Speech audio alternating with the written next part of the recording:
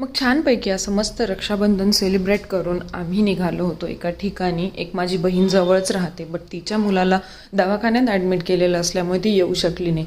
त्यामुळे आम्ही तिला तर मिस खूप केलंच, पण चला भेटायला जाऊया माझ्या भाच्याला, म्हणून आम्ही तिथे गेलो. तर तिथे बघून यज्ञेश खूप आनंदी झाला आम्हाला सगळ्यांना बघून. म्हणजे त्याचं जे दुखणं होतं ते कुठेतरी पळालं असं म्हणूया आपण.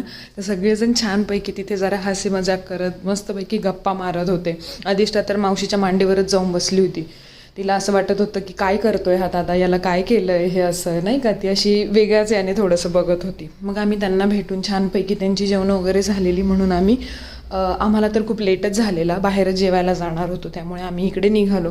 तिथे जवळच गोकुळ म्हणून एक छान हॉटेल आहे, तिथे गेलो. पण तिथे भयंकर गर्दी होती, तरी आम्हाला एक टेबल भेटला, बट तिथे खूपच सफोकेट होत होतं. त्यामुळे आम्ही तो प्लॅन ड्रॉप करून दुसरीकडे जायला निघालो. तिथे जवळ एक रंगत म्हणून एक हॉटेल झालेलं, ते पण म्हणजे छान, त्यांचा ॲम्बियन्स खूपच मस्त होता. माझी अधिष्ठा तर अशी मस्तपैकी खेळतच होती. तिला नुसतं पळायचं होतं त्या ग्रासवर. ते आर्टिफिशियल होतं, तरीसुद्धा तिला खूप मजा येत होती. मग आम्ही स्टार्टर मागवलं मस्तपैकी मसाला पापडचं. त्याचा छान आस्वाद घेत घेत सगळ्या जणांनी मस्त जेवण सुरू केलं. जेवण अर्थात म्हणजे स्टार्टर घेतलं.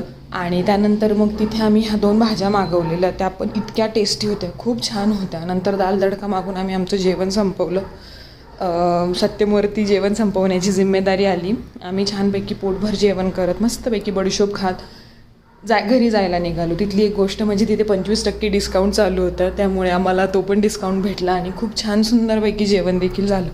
मग रात्री घरी आलो आणि छानपैकी असा संपवला आजचा दिवस. Thank you so much for watching.